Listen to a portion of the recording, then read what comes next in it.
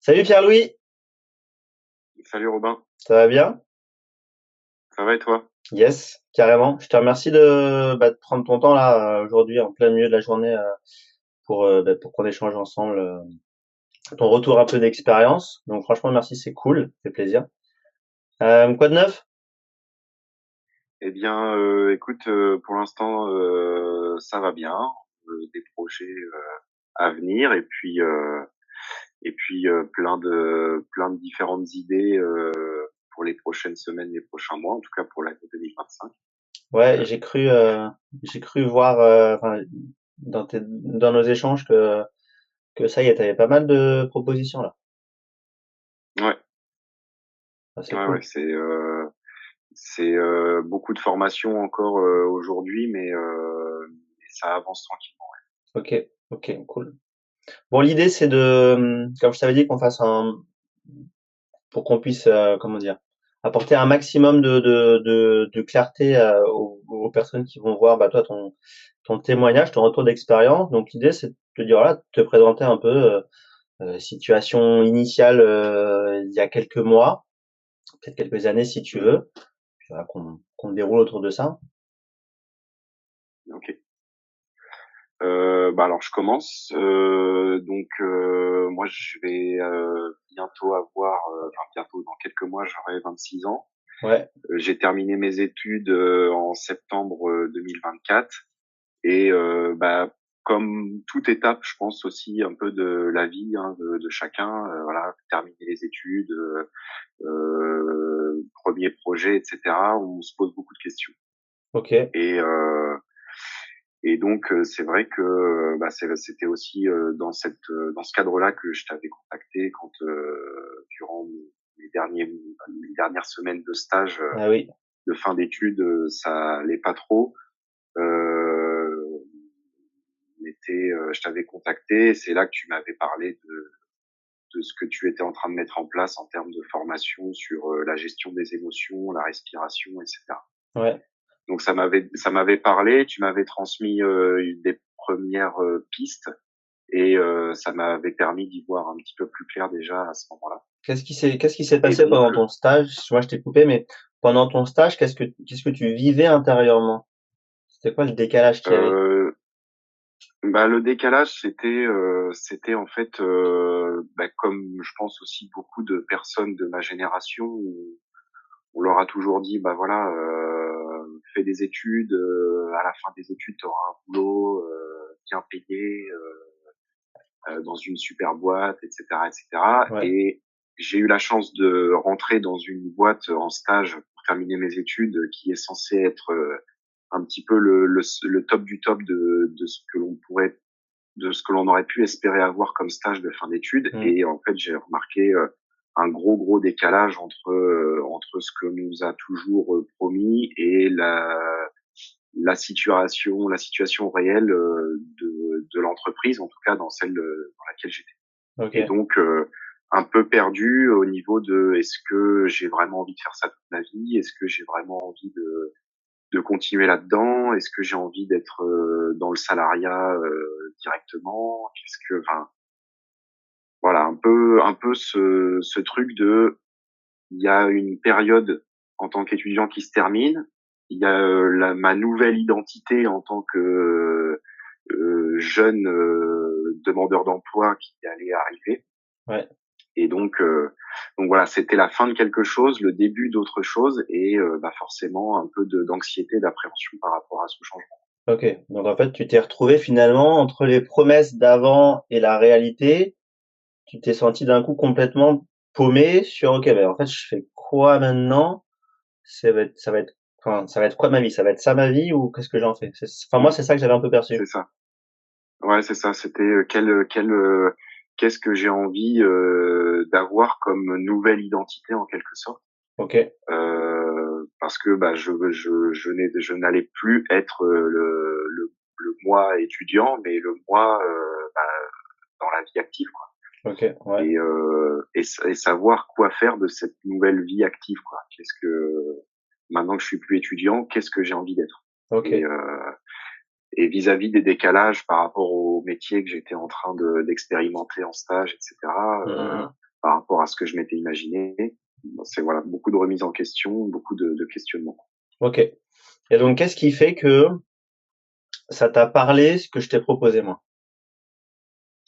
Eh bien, ça m'a parlé parce que on avait cette possibilité de se projeter dans un avenir à moyen ou long terme, et qu'en même temps, bah, se connecter à cette vision tout en faisant et mettant en place des actions aujourd'hui dans la vie de tous les jours pour pouvoir atteindre cette vision.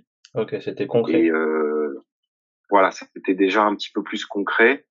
En plus, ce qui est intéressant quand même, alors bon, évidemment, faut pas non plus, je pense, sortir trop de la réalité des choses. Enfin, même si on a tous le droit de rêver, mais ce que je veux dire, c'est que au moins euh, de cette vision à long terme, on pouvait mettre en place des choses qui étaient concrètes sur un temps donné, Ouais. et que finalement bah, ça nous ramène réellement à la réalité, à tout de suite, à maintenant, et on met de côté la vision, même si on la garde sous le coude, on la met de côté et on se reconnecte à l'instant présent pour pouvoir vraiment être beaucoup plus, bah, comme tu l'expliques très bien aussi hein, durant ces formations, beaucoup plus dans l'action que dans le cérébral. Et Ouais. au moins, ça permet de diminuer l'anxiété, diminuer les questionnements, Ok. Ok. et ça permet d'avancer. Ok. Alors du coup, tu parles d'anxiété.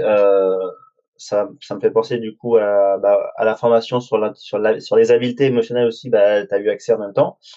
Euh, En quoi ça t'a aidé? Pourquoi finalement augmenter ses compétences à travers des formations, alors que toi tu veux juste passer à l'action dans ta vraie vie? Pourquoi finalement aussi avoir de la formation là-dessus? Bah parce que moi je me rends compte aussi hein, dans la vie de tous les jours que c'est hyper important de connaître un peu les mécanismes du cerveau, hein, tout ce qui concerne les sciences cognitives et tout ça. Mine de rien, quand on n'en a pas conscience, on peut facilement se faire emprisonner dans sa propre tête, en Ouais, quelque sorte. Et dans un monde aujourd'hui où la moindre information est négative, les moindres discussions des fois peuvent amener vers le négatif, etc., etc. On se focalise beaucoup trop sur le négatif et on en perd un peu ce que l'on veut vraiment faire, quoi. ok, Et comme tu l'expliques comme tu l'expliques aussi sur certains modules, quand on est trop dans la réflexion, quand on est trop dans à réfléchir à demain qui n'existe pas encore, mmh, sans savoir ce qui vraiment va se passer. Et quand en plus de ça, on rajoute tout cet environnement anxiogène avec les informations, etc., etc., ben, on se retrouve complètement bloqué, un peu comme le lapin devant les phares d'une voiture qui va ouais, s'arrêter, qui va se figer, et puis on ne bouge plus et on n'avance pas. ok, ok, Sauf qu'au bout du bout, bah, on a un risque de se faire écraser, quoi. mmh. Est-ce que tu as remarqué une différence sur tes traits de personnalité, parce que moi je t'ai connu aussi un peu timide en termes de prise de parole, en termes presque d'extraversion, c'est-à-dire d'oser dire les choses ou de faire les choses pour soi. Est-ce qu'il y a un avant-après? Oui, alors ça, je l'avais déjà expérimenté via une autre activité de professeur de pilates, Ouais, où bah là, mon évolution dans cette activité m'a permis d'être plus à l'aise à l'oral, etc. Mes expériences professionnelles en stage aussi, où je dois animer des groupes de travail et autres, bah, ça m'a forcé à prendre la parole. Et donc oui, ça c'est en termes de timidité, j'ai progressé. parce que toi tu es ergonome En, et professeur de pilates, c'est ça, hein? c'est ça, ergonome consultant, enfin en tout cas en devenir.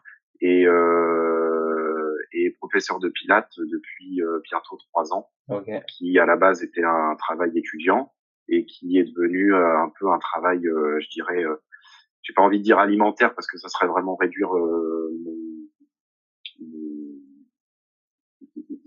mon activité, mais qui aujourd'hui me permet de vivre en attendant de pouvoir lancer Ouais. ma véritable activité de consultant. Ok. Donc tu sens que ces deux Euh, activités-là, les cours et le fait d'être en stage, de devoir animer des conférences, etc.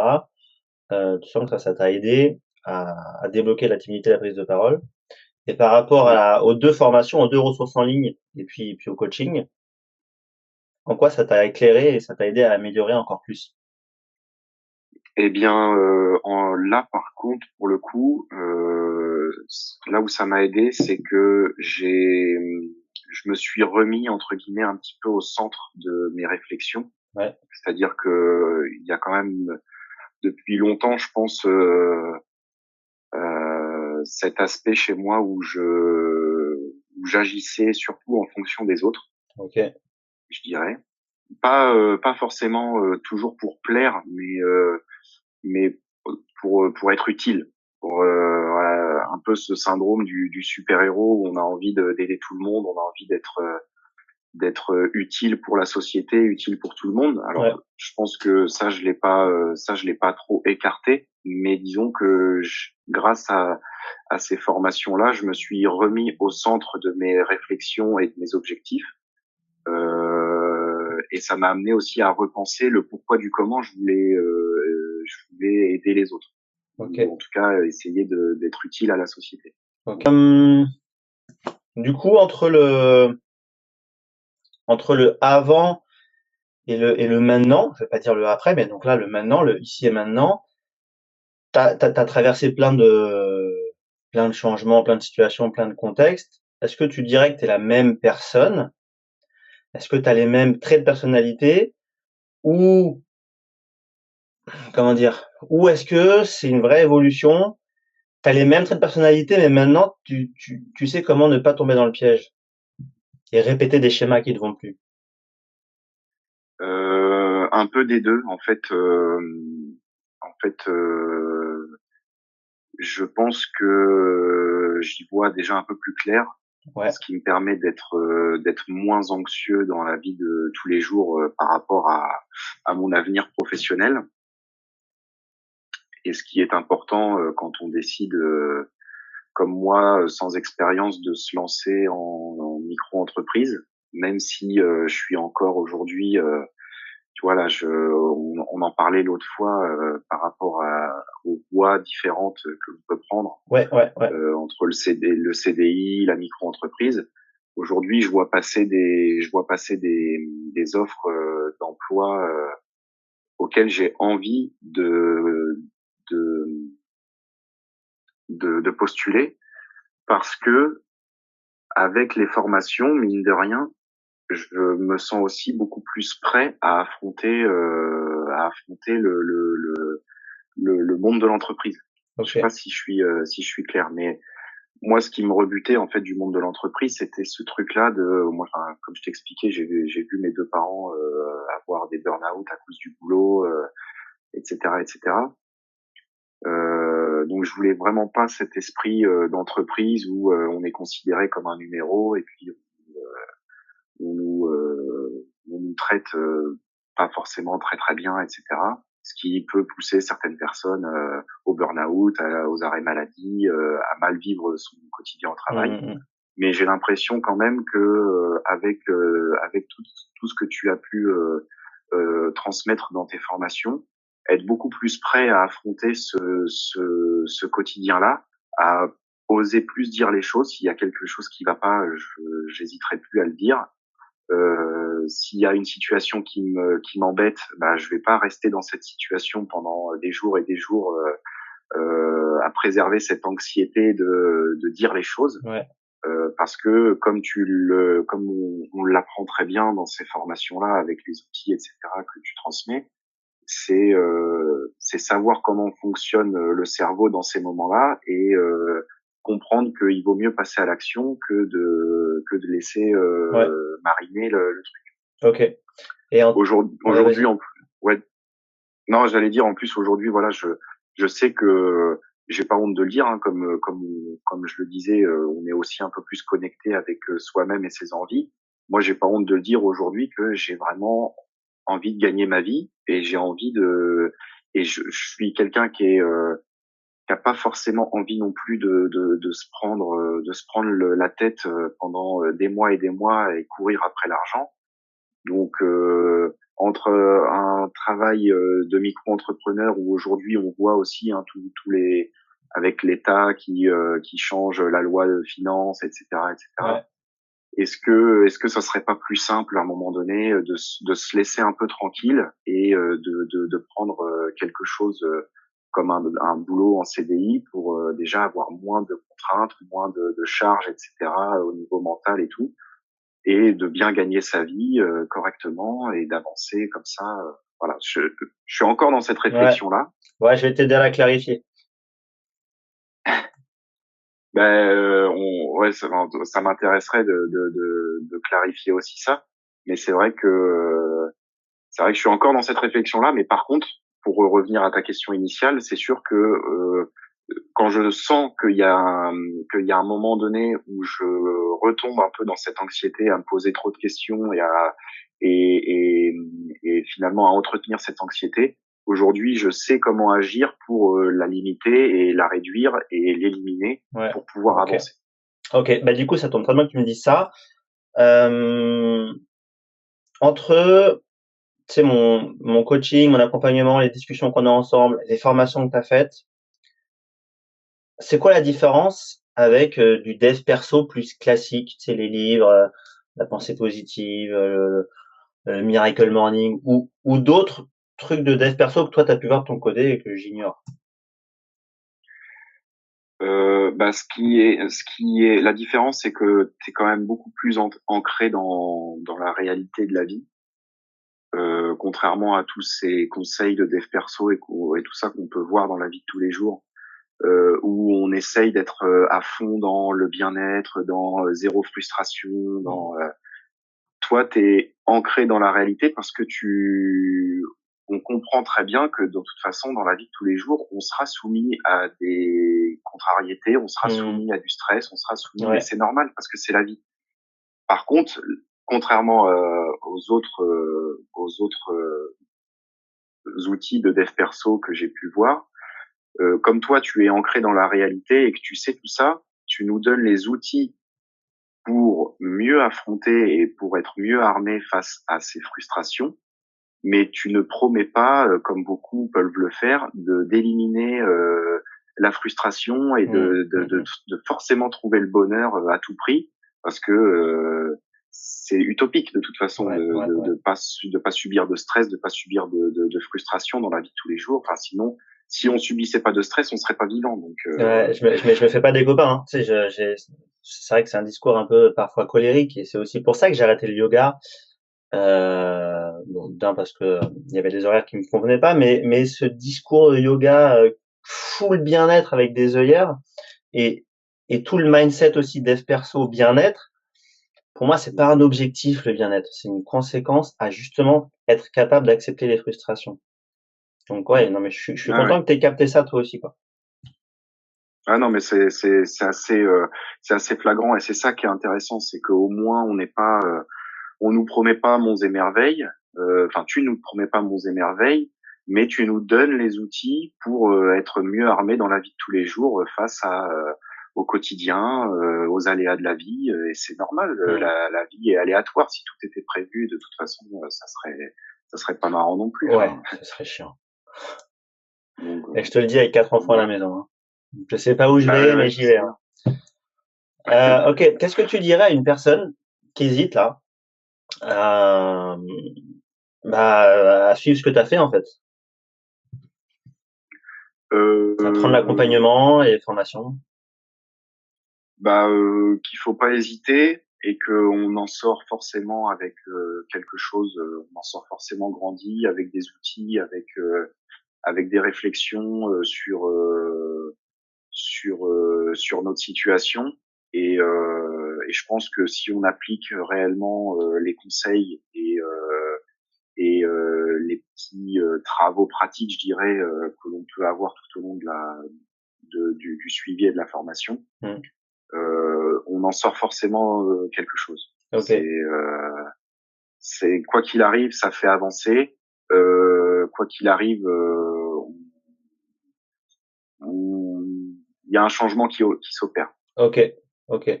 Et au-delà de l'aspect financier, est-ce que tu avais des blocages, une hésitation à passer le cap? Bah, au départ, j'avais un peu cette appréhension vis-à-vis de la généralité qu'on pourrait penser du bien-être et du dev perso, Ouais, etc. ok. Et je pensais retrouver un petit peu la même sauce qu'on peut servir sur les réseaux sociaux et tout ça. Et en fait, pas du tout. Ok, Donc, ok. Ouais. Ouais, t'avais peur de retomber dans du bullshit classique. ouais, du générique. Ok, ok. Voilà. Même Euh, si, bon, en tout cas, en te connaissant un petit peu, je savais que ça serait pas ça serait pas le cas à 100%. Mais voilà, c'était aussi un ok. peu la réticence de départ. T'avais pas peur de te faire secouer le cocotier? Non, parce que en fait, Ok, j'aime bien qu'on me prendre un peu des claques dans la figure de temps en temps. ouais, ça marche. Donc Ok. voilà. Quel titre tu donnerais à cette vidéo-là? Par rapport à toi, évidemment, Euh, ton chemin. euh, euh, quel titre je sais pas, c'est compliqué. Peut-être là, je vais plus parler pour ma génération, mais ça serait le titre de Jeune et perdu et puis finalement passer de jeune étudiant paumé à jeune adulte en progression, quoi, je dirais. Je sais pas Ok. trop. Donc de jeune adulte, non, attends, de jeune étudiant, attends, je De, note, hein. De jeune étudiant de paumé. jeune à jeune adulte en puissance, quoi. Je sais pas, tu sais, en puissance dans le Ok, sens où en progression, quoi, ok, ok. Bon bah cool. en développement. Ouais, en puissance, en développement, je note que ça. Ok, ok, ok. Bon bah cool. Bon, merci beaucoup en tout cas d'avoir pris ce temps-là.